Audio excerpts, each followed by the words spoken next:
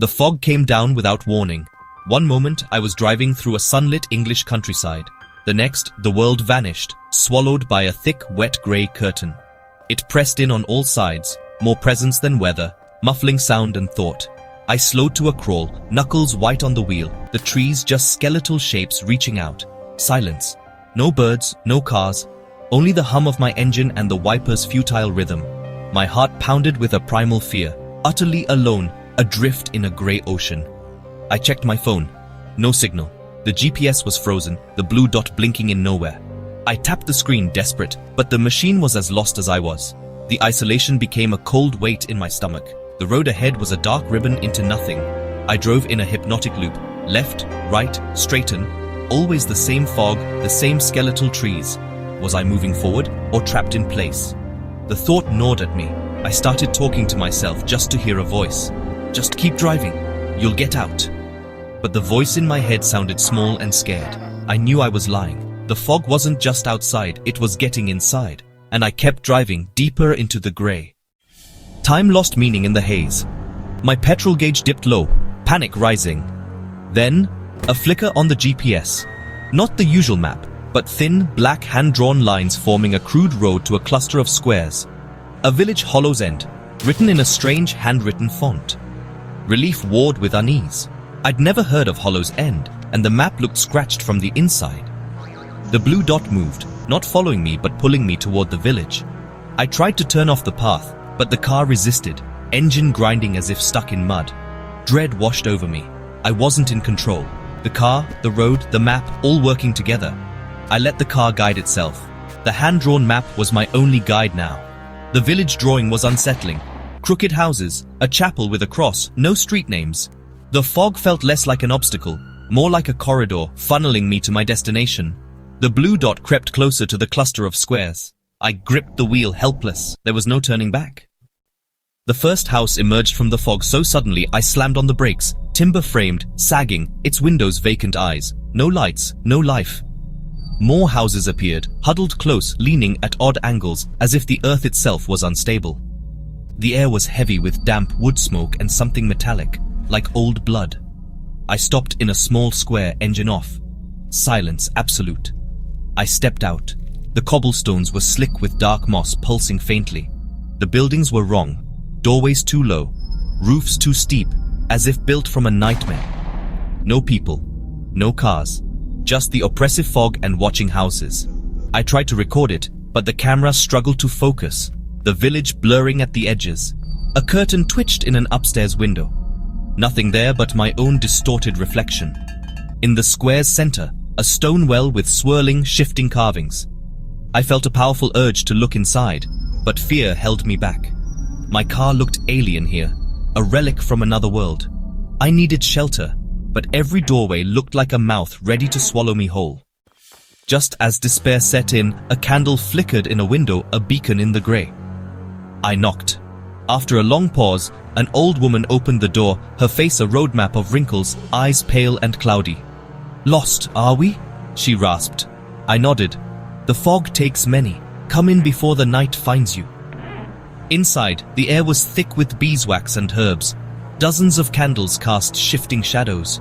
The house was a cluttered labyrinth, dark wood, dusty books, dried herbs. She gestured to a chair by a cold fireplace. We sat in silence.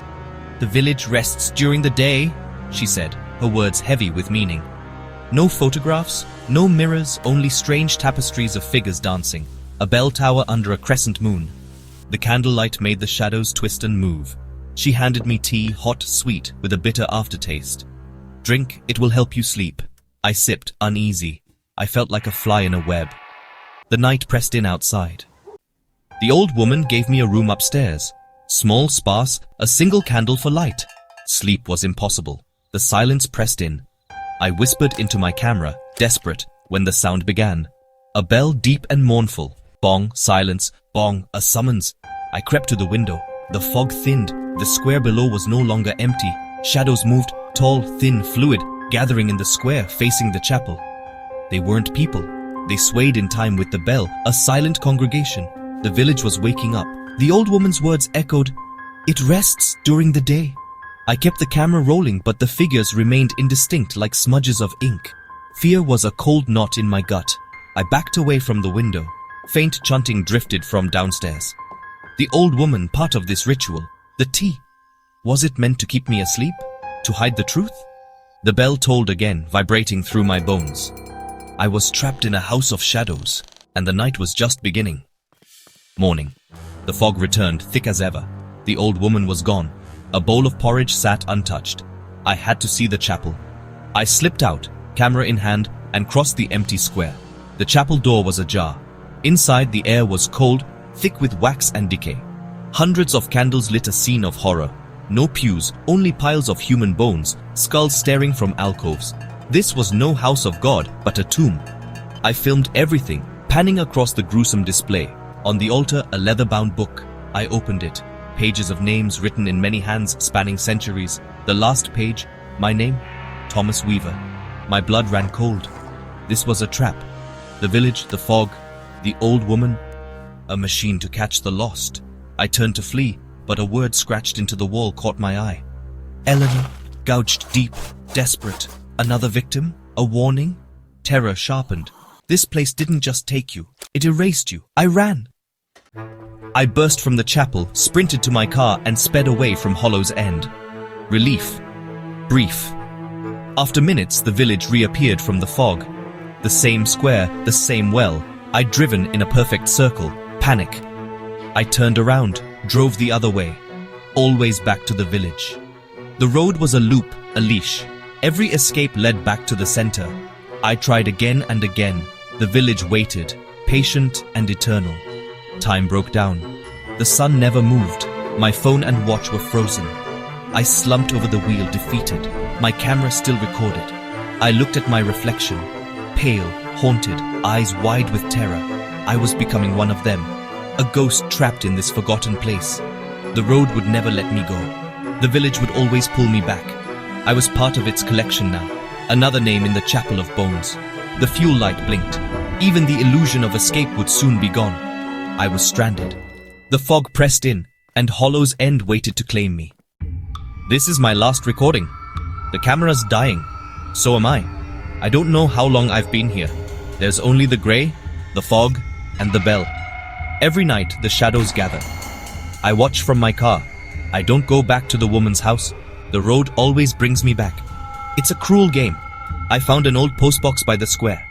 I'm putting the tapes inside. Maybe someone will find them. I address them to the Department of Parapsychology at my old university. Maybe they'll believe me. Maybe they'll see the fear in my eyes, see that this is real. Don't come looking for me. Don't try to find this place. Just know it's here, hidden in the fog, waiting. It's always hungry. I say her name, Eleanor. Maybe she tried to escape too. Maybe she's still here. I haven't touched the food the old woman left. I'm afraid of what it will do. The camera light is blinking. I'm out of time. I can hear the bell. Bong! The night is coming. The shadows will gather soon. I can't be out here when they come. Please, if you find this, believe it. Believe me. My name is Thomas Weaver. I was real.